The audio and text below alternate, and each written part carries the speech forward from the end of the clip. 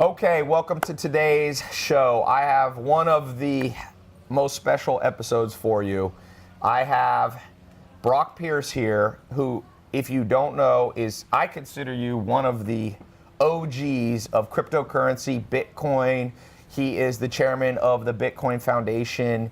He's humble, so there's about 30 titles I could give him. But if you know anything about Bitcoin and cryptocurrency, he is one of maybe the most well-known person in the world, #1 expert, been into virtual currencies since the 1990s.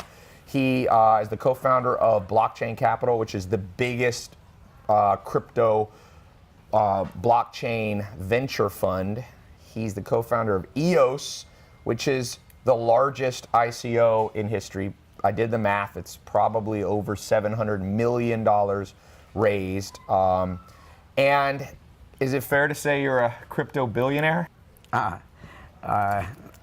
asked me one of my sort of favorite questions lately. I've been putting into all of my talks that a billionaire isn't someone with $1 billion. A unicorn isn't a $1 billion company. A real billionaire, in my opinion, is someone that has positively impacted the lives of 1 billion people. A unicorn, in my opinion, is a community or an organization that has, positively impacted the lives of 1 billion people.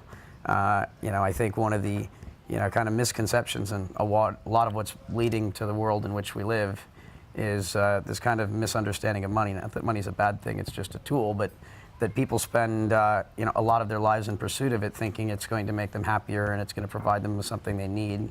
And all they have to do is ask themselves, why do they need something? And then they'll learn, maybe if they'll discover whether or not they really need it. And so they'll go through a lot of their life thinking that money is going to bring them happiness. And then if they're lucky enough to eventually get it, a lot of those people end up staying unhappy for the rest of their lives, afraid to lose it.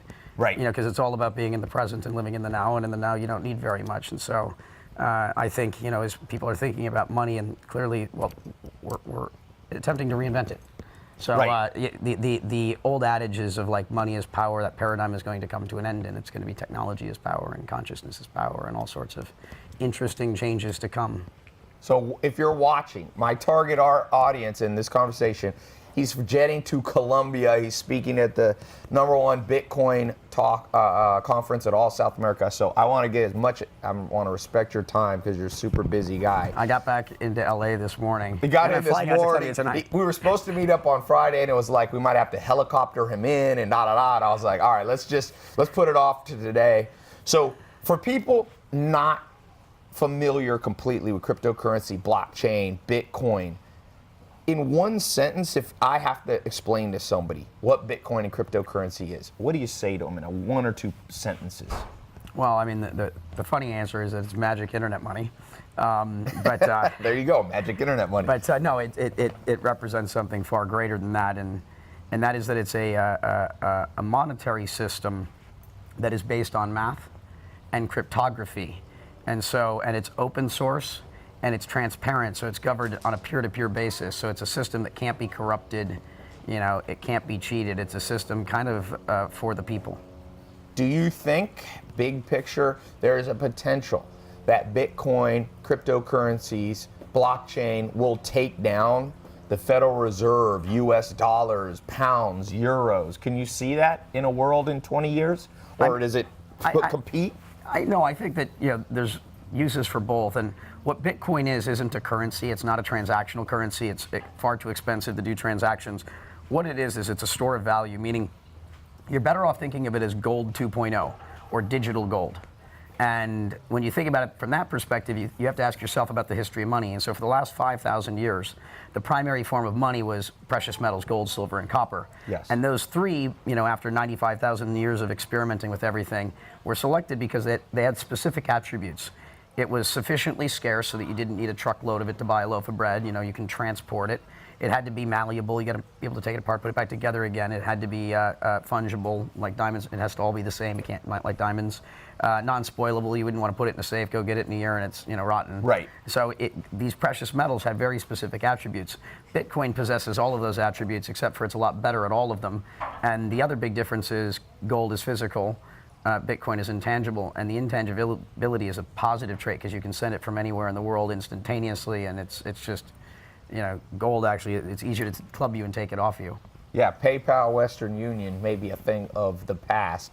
So It's more gold, I think. you think gold. Now, that's gold, really what it's about number right one now. question that we have, I asked just some beginners on the drive over here. Is Bitcoin a bubble? I know you're probably sick of being asked this. Everybody's been saying it's a bubble. You see big bankers saying this. The more they say it, China's banned ICOs, Russia's banned cryptocurrencies, the more it's going up right now. What's your answer to that? Is this a bubble? Yeah, of course it's a bubble, but you know, what are bubbles? Markets, and this one in particular, the price, you know, sentiment is the primary barometer, you know, of the price right now. And so, you know, when you think about it from, you know, that perspective, it's going to be an emotional market, and you're going to see emotional run-ups, and because it's scarce, you know, you can see these big movements, and you're going to see corrections, and you know, it's just like back in the internet bubble. You know, it wasn't all this straight up and to the right for years. We had lots of, like, you know, Yes. movements during that phase. And so this is going to be no different. So the data point I would give you, though, that's most interesting is we're calling it a 300 billion, we can get $400 billion market cap sector more or less right now, and you know, kind of doing this in this period. How big do you think the internet was during its heyday? In 1999, it got to over 7 trillion, the internet tech stocks. And so, So 7 this is trillion, nothing compared and that was when it was only a Western phenomenon, and this is not adjusting to inflation. So Right. I could argue it'd be a 50 trillion or $100 trillion market today. So relative to that market that was betting on the future potential of a new technology, which is inferior to what this is. Yeah. This is 10 times bigger. Yeah. I think, yeah, we're in maybe a temporary one, but we're far from being even anywhere close to where the internet got. Yeah. And so the thing that I would argue is the biggest bubble today is the stock market. So you think cryptocurrencies, Bitcoin at $300 to $400 billion market cap is not nearly the bubble as conventional S&P 500 regular stock market, what people have their 401k. I think the stock market's more of a bubble. So you could see that crashing, a bigger crash than you could see crypto. Of course, it's a bigger market too. So obviously, I mean, but So would you recommend people listening should be starting moving a little bit of their money from conventional stocks over into Bitcoin, Ether, things like this? yeah. So I don't ever like to give anyone investment advice, and I don't think that if someone tries to tell you you should do this, you should invest in that, always be very skeptical, because a good teacher doesn't say you should do this. They give you information, they transfer knowledge to you, Yes. so that you can, you know, be informed and get more informed if, you know, it's inspired you in some way. Yes. And you should know what you're doing and then make decisions for yourself when you feel that you're adequately informed. And I think that's what good teachers do. These are the types of people that you should listen to, people that are trying to hawk something at you. Right. You know, normally that should, like, put off the red flags. Red flags. And so the information that I would give people is, if, you know, you're doing what's called asset allocation. If you have assets, you want to try and figure out how they should be allocated and give some thought to it, have intention in Yeah. the things that you do. And so you can say, okay, I've now been informed enough due to my own research Yes. to have formed my own opinion, to have my own view, because I'm making a decision for myself. I am choosing to do this.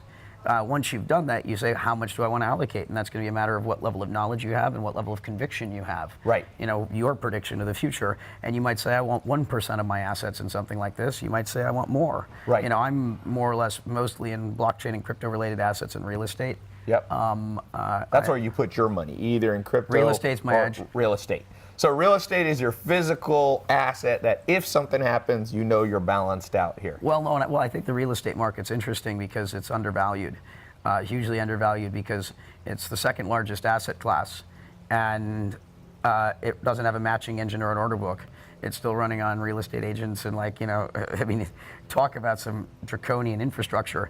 A market of this size, so as soon as real estate title gets put on the blockchain and where it becomes digital title, Yes. it becomes fractional. The stuff that's going to come out of that is going to be utterly insane. So imagine if you could say, I want to buy, you know, $100 in, you know, every house in a neighborhood, Yes. or $1,000, and it's all fractionalized, and it's a whole market that's trading all the time in fractions of home ownership. If you make it truly liquid, markets have liquidity discounts. Yes. Bring liquidity to the market, you will cause a huge So increase you in think price. theoretically, so this is a whole thing for those of you who don't know. You have cryptocurrencies and they're built on a type of technology that's broadly called blockchain, and there's different blockchains. There's Bitcoin is on one technology and Ether is on another one. You are the co-founder of potentially one of, EOS is going to be, or is another technology. You're saying real estate is going to go up on this technology and no longer just be realtors with titles in old-fashioned 1800s methodologies. Yeah, I mean, this is the technology that will, have that big an impact. It's going to affect everything. So to help. Yeah, what else will it affect? So what other huge things? Let me take you down to the foundation. So the internet itself. If I wanted to describe the internet in 3 words, I would call it a data transport protocol. Okay. It's a system for moving information. Now the problem is it's an insecure data transport protocol, and that's because back when the internet was first being designed, we didn't have the processing power to run the types of cryptography necessary to do this. And so the foundation of the internet was built wrong, and then we just kept building on top of it. But the problem is when the foundation of a system is wrong, meaning it's insecure, and the way that it was constructed, it'll never be secure. The internet is essentially broken. What the blockchain is doing is it's going to bring and create the secure data transport protocol. And so the internet is only fulfilling one small part of its potential because of this security flaw. When you fix security, the internet is going to reach its full potential, which is going to be, I think, 10 times greater. Every industry in the world is going to be affected, and it's going to be a beautiful, beautiful thing. Are you saying the internet will be gone as we know it? Yeah, this is the new internet. It's the upgrade. Huh. So the entire internet's going to go, I think. So will websites like Amazon, like Google disappear, or they'll have to go on the blockchain? Well, they're gonna have to go through their process of upgrading, and anytime you have a big transformational event like this, read the Innovator's Dilemma. Yeah. You've got the incumbent and you've got the new entrants, and there's going to be a meeting of the minds there. But my view is I help the incumbent industry as much as I can. I help the startup community as much as I can, because if anyone is successful in changing the world and making it a better place, we all win. Yeah. So I help everyone. I don't ever ask for anything. I give everyone in the industry I can help, every person that I have as much time in the day to do. I don't sleep because it's such an inspiring You're thing doing to this do. free.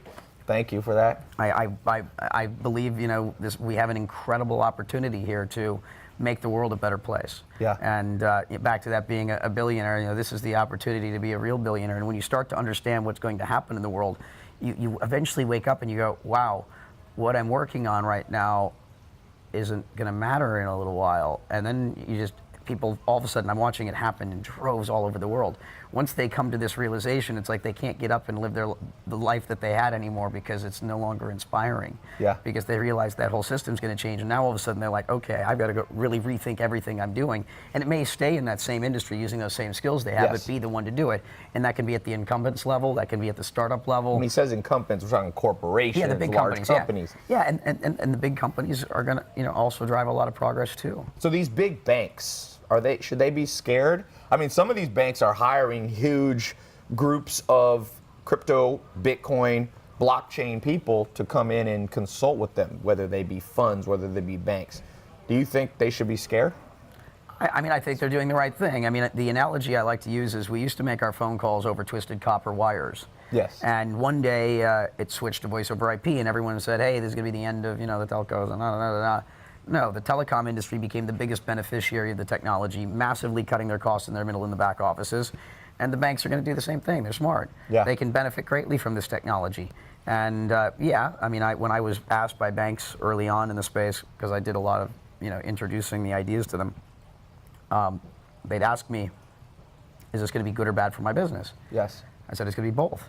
Yeah. It's going to be balanced. You're going to have, some portions of your business are going to be negatively impacted, maybe even go away. Some portions of your business will get better. And it's innovate or die. I mean, you can't stop change. You can't stop innovation. Yeah. We are living in exponential times. Yes. So you have to get with the program, and that is, you have to keep evolving. And we're accelerating, which means you have to evolve even faster than you've ever evolved before. Mm-hmm. And that's the, kind of this really interesting thing about the period in time in which we live. There's this Japanese concept of Kaizen, which is to continually improve. Right. Approach every situation and don't just get the job done. Do it as well as you can, and always strive to do it even better. Continual improvement. And if you start applying this to everything you do in your life, everything you do will become exceptional. and you will be growing and evolving at a pace that you've never imagined. Yeah. You know, when you stop trying to live in a life of mediocrity. I mean, when we came out of World War II, because we won, because you have that pyramid of good, fast, cheap. And we won the war by being fast and cheap, because we were able to mass produce, and that won the war. But post the war, we kept just doing fast and cheap.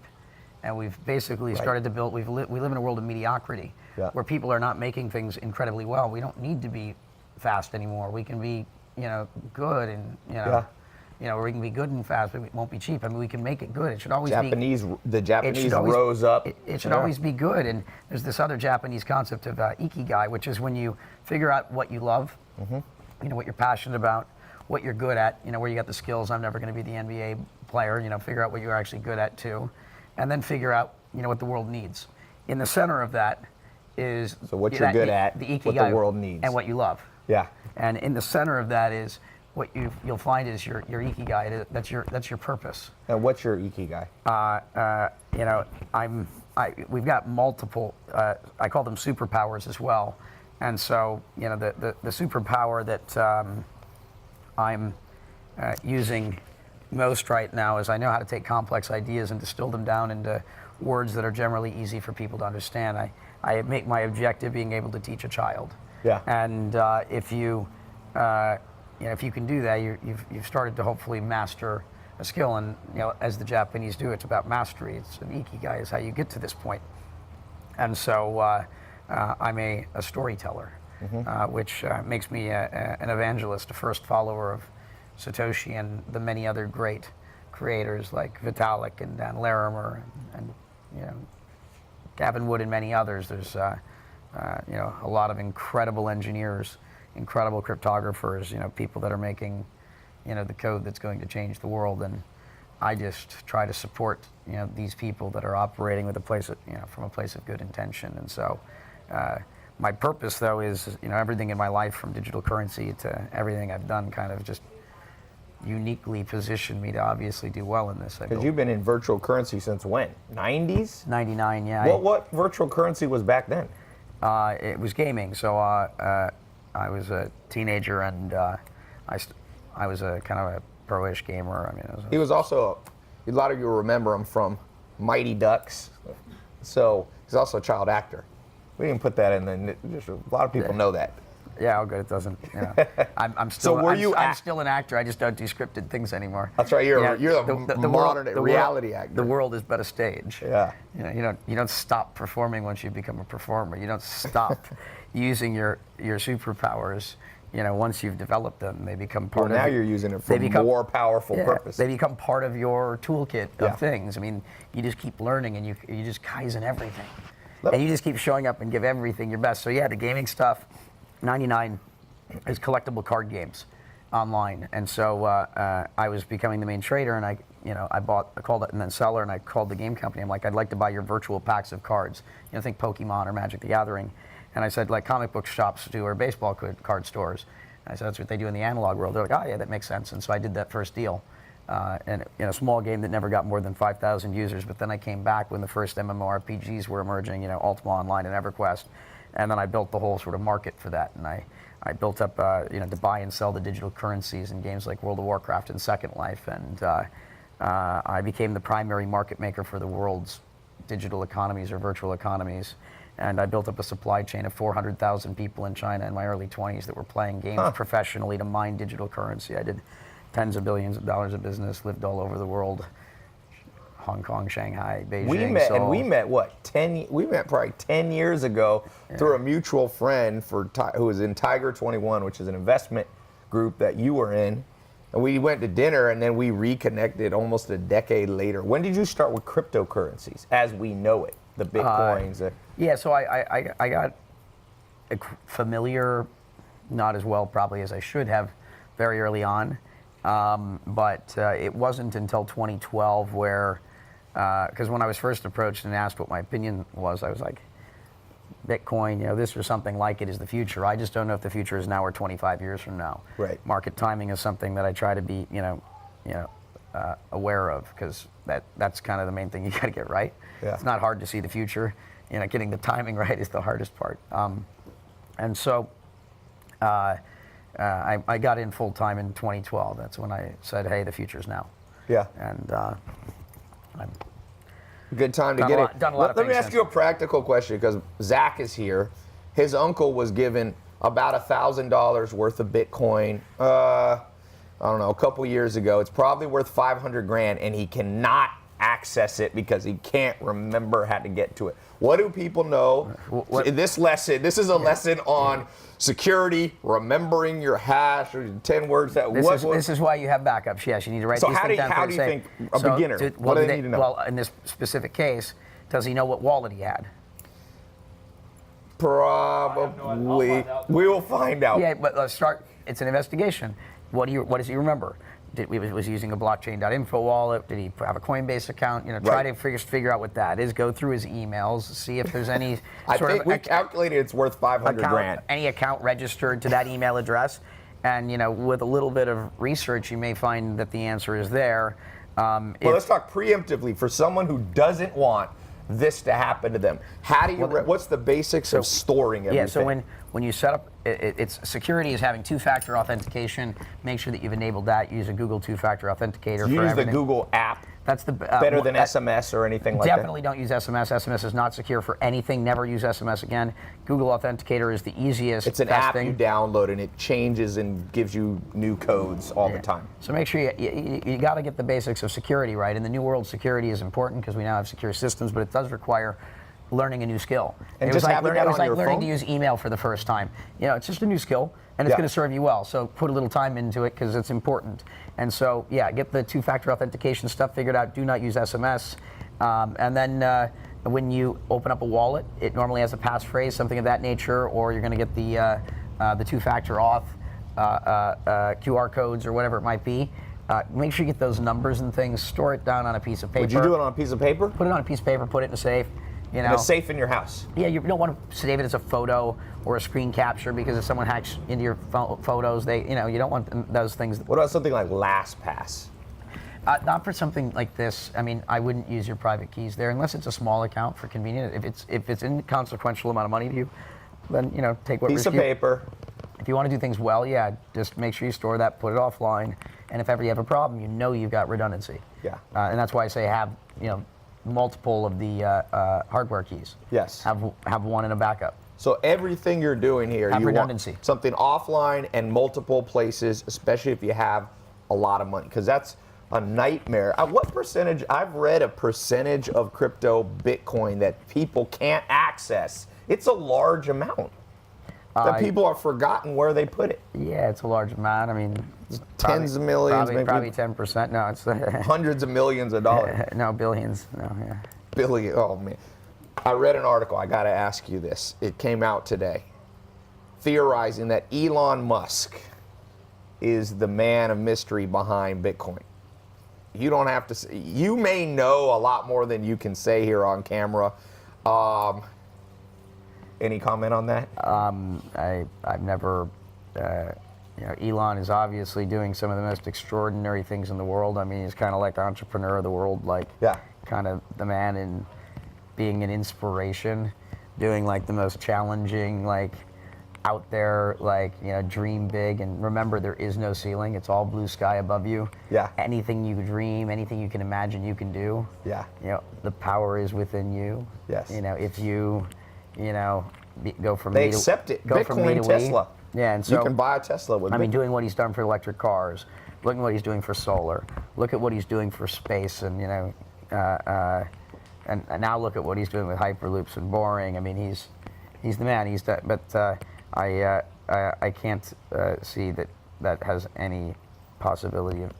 You don't think that's true? Well, no, he couldn't. I mean, as much as he's the man, there's only and SpaceX. I mean, there's just only so much one can do. So much. And he's not been this guy. I mean, but he obviously was part of PayPal and been a player in this overall broader spectrum, at least the fintech part and others, and just being a great mind. I mean, an inspiration, and he's helped obviously many people. I mean, he's made a lot of the entrepreneurs in the world, the entrepreneurs today because he's inspired so many. So, obviously PayPal and things led and inspired some of these Yeah, types the of creations, transfer, right. we had to go from the old world offline stuff to the online stuff, and then figuring out how to continually upgrade it. How do things continue to evolve?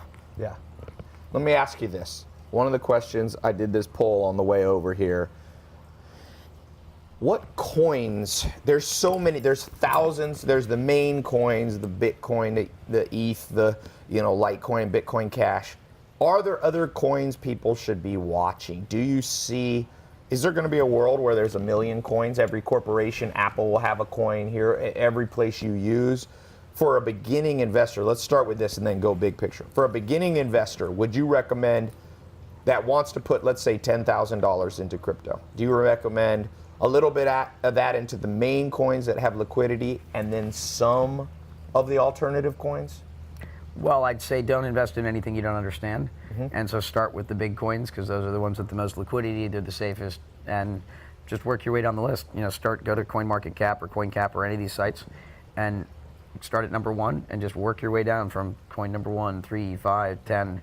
And as you keep learning them all, you're going to eventually get to the point that you can form your own opinions. Yeah. But I wouldn't recommend investing in anything you don't understand. So start with the big stuff, and then as you learn more, try to understand that the rabbit hole runs deep.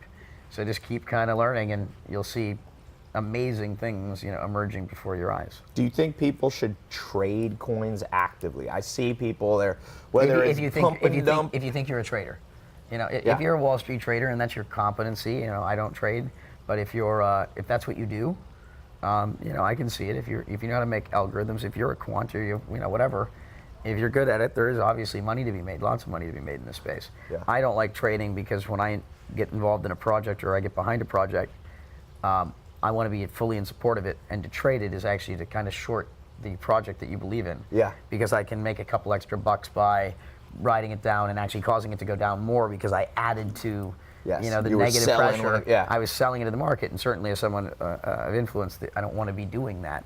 Yeah. And so I don't trade for that reason.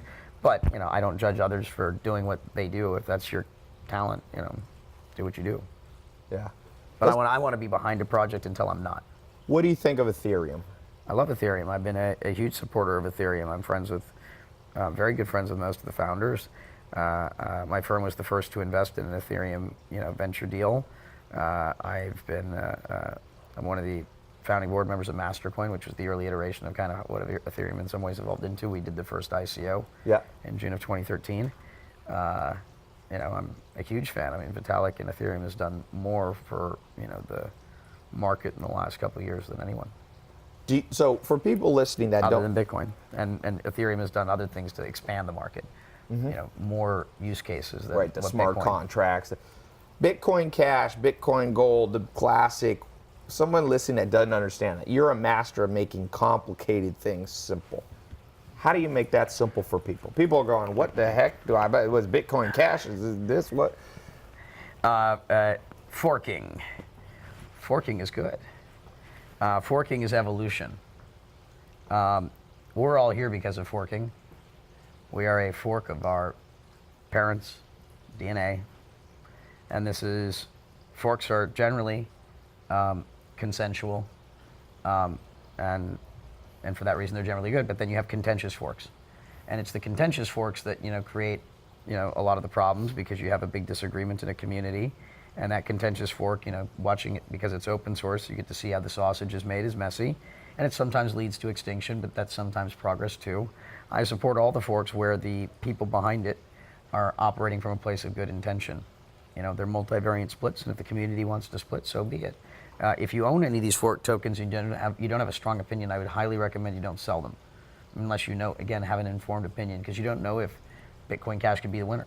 Yeah. I mean, certainly I'm not saying that's the case, but until you have an opinion, you shouldn't be doing anything.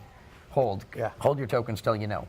Do you think there's a chance? You'll see the reoccurring theme: learn to know, learn to know, learn to know. Wake up, wake up. Yeah, which was kind of how we align. I'm all about knowledge and learning, and you're a learning machine. Bitcoin, theoretically, the main Bitcoin could go down, and Bitcoin Cash could go up. Bitcoin Gold. Do you think there's a chance, or very likely chance, that all of them go down to nothing? Or do you think it'll be one could go down and the other would rise? I mean, yeah, Bitcoin could fail. I mean, I don't know if Bitcoin's the Friendster, the MySpace, the Facebook, the Instagram, the Snapchat. You know, I think it's got a much greater chance of surviving than those did. But, you know, something else could come along that's substantially better. I don't see it as of right now, but I would never say never. It'll be a binary outcome. You know, Bitcoin will go to $1 million if it succeeds, and if it fails, yeah, it's going to go down. It'll take a very, very long time. You think it's conceivable Bitcoin goes to $1 million? Yeah, I mean, if it is used enough. So let's talk, are people using Bitcoin? Like I said, Tesla is used. It's being used in countries used in as a store of Africa. value. It's being used in Africa, some cryptocurrencies. For like wire transfers and a store of value. And places like Zimbabwe, and Venezuela. Speculation, yeah. Places where you've got currency control. Keep in mind, there's 3 billion people on the planet that have no financial services, another 2+ billion people on the planet with limited access to financial services. Yeah. One aspect, and it's almost a small aspect, of what this technology is doing is it's going to democratize the global financial system in a way where every human being on the planet is going to have equal access. And the least fortunate billions of people on the planet are going to be the biggest beneficiaries. Yeah. You know, get involved and you will be a billionaire by my definition. Yeah. Because that's the type of impact we're going to have. Yeah. I mean, and if that's not a reason to make you want to get up in the morning, you know, I mean, come on. So you're saying that this is the sort of stuff that you want to find joy in your life. Go and when you get all these things right and you find a way to give your gift and contribute to something beautiful, I promise you the money and everything in life that you need and want will most likely come to you. Yeah. So these unbanked people, there are people in third world countries, there's people in the U.S. My dad was unbanked. My dad's from Harlem, never had a bank account in his life or a credit card. He didn't trust the system. He kept money in his wallet. I took him to a trip to Puerto Rico once and he lost his sock that had $3,000 in it, which is a problem with being unbanked, you know, that you can get robbed, you can have this happen to you. So you're saying this thing that we call cryptocurrency, Bitcoin blockchain, theoretically is going to take these 3 billion people who, did you know right now the top 10 men in the world have more money, if they add their net worth together, than the bottom 3.5 billion people in the world? You think crypto blockchain has the potential to change that? Yeah, I mean, this is one area where it's one of my only disappointments with Bitcoin is there's still a lot of concentration, you know, in this. If Bitcoin were to become that big thing, I mean, yeah, I'd be one of the big guys in that world, but that's the only thing that disappoints me. I really want to build a system that's fairer to everyone. Yeah. But, you know, I think that Bitcoin is still a big improvement over what we have. And, you know, the world can, you know, change in increments. You don't have to go from A to Z, and it normally doesn't. Things normally happen in more of a hybrid type of things, you know.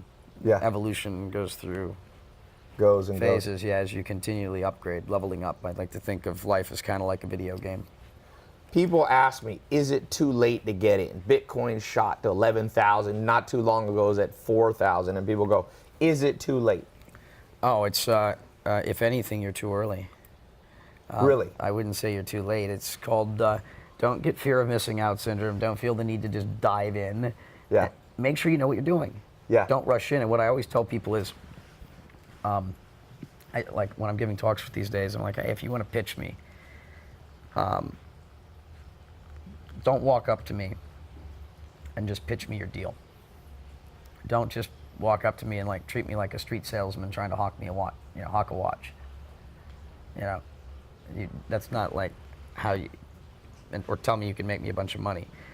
That's not how, you know, I want to transact. Right. Establish a human connection. So, you know, I think of the world as a game, and I'm the game master of my game, and I can give you like the first tip on like kind of how to get through level 1.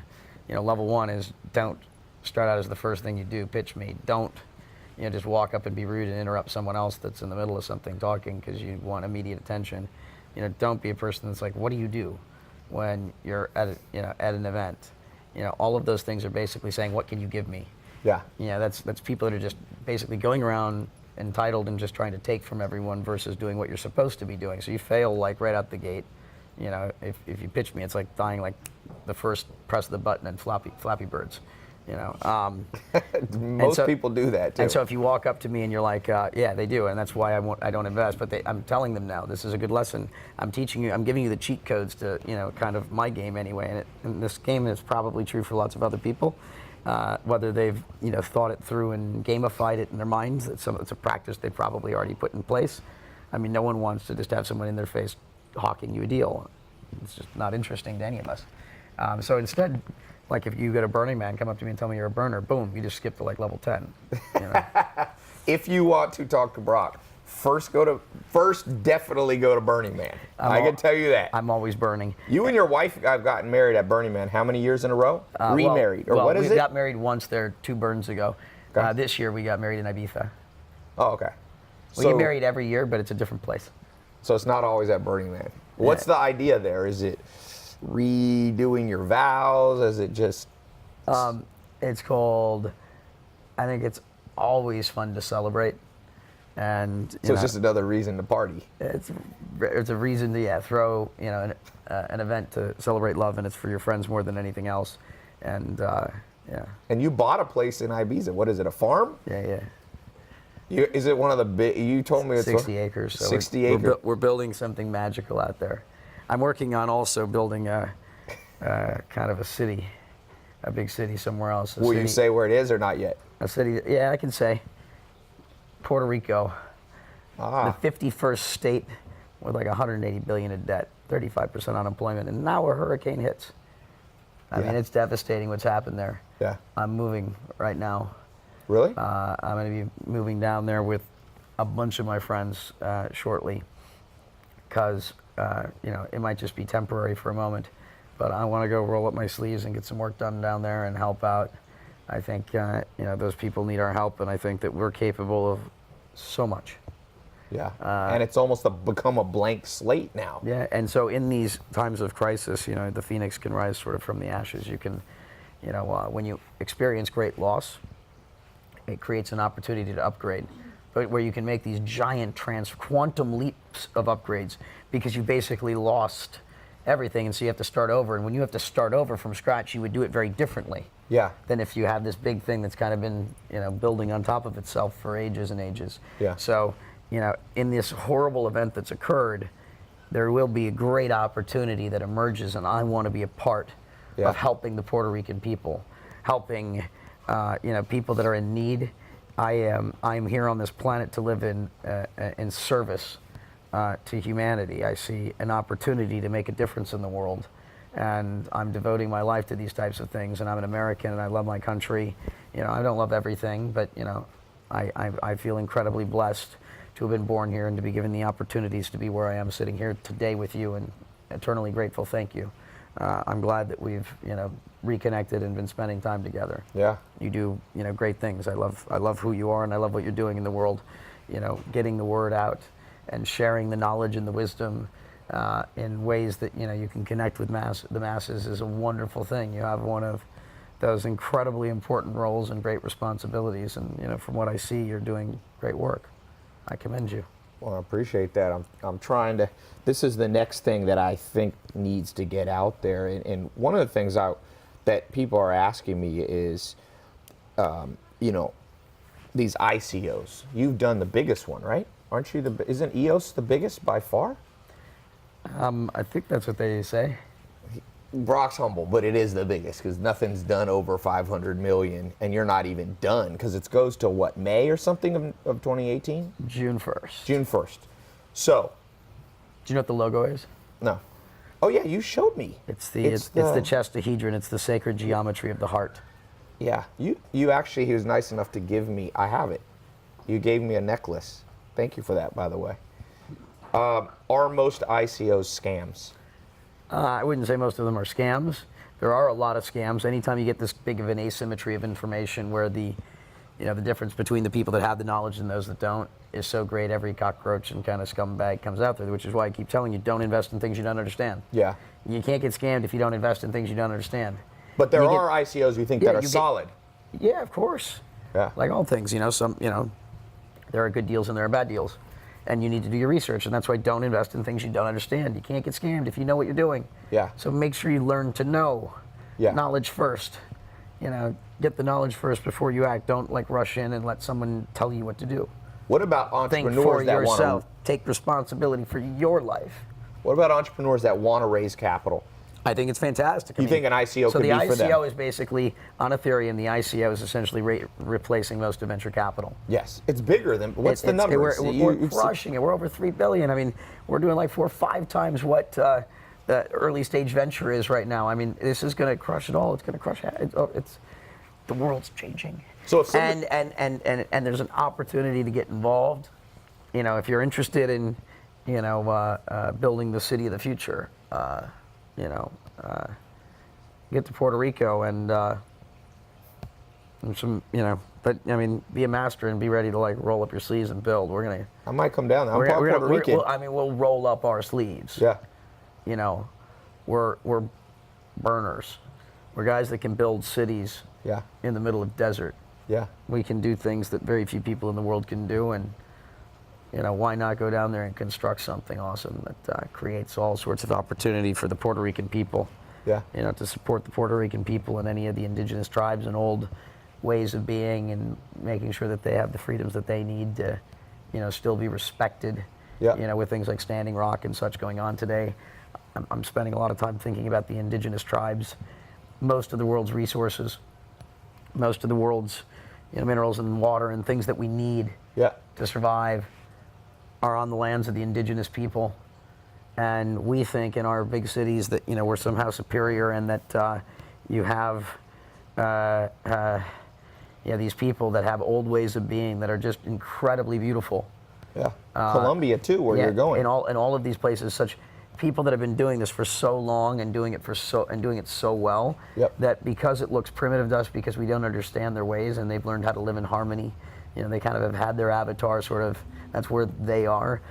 We're not necessarily the advanced ones. For somebody who wants to do an ICO and they're educated themselves, do you think, number one, that this is a viable replacement of raising capital going up to Silicon Valley?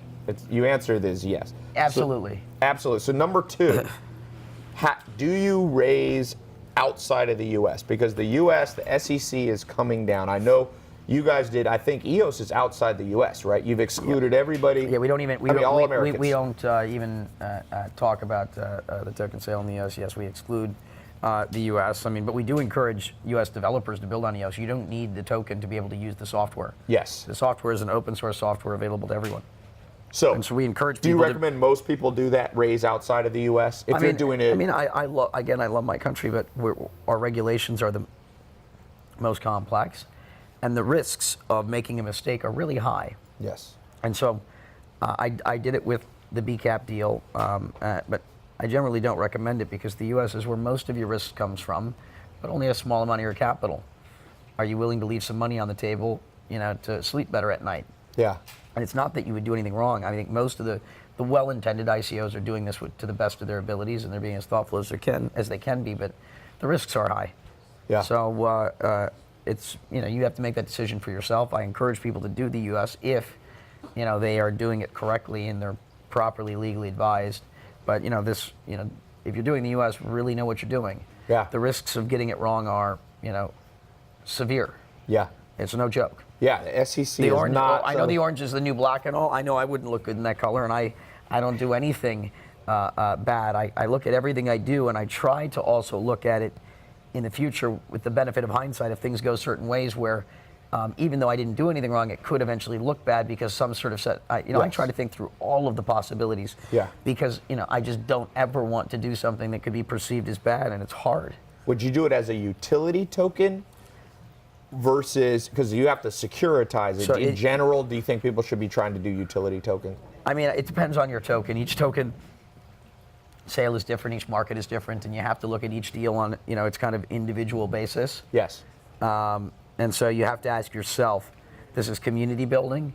In designing your token, are your users, is your community better suited, you know, if it's a security token or a utility token? Yeah. And always do what's best for your users. Always do what's best for your community. I like to call the ICO the initial community offering. Okay.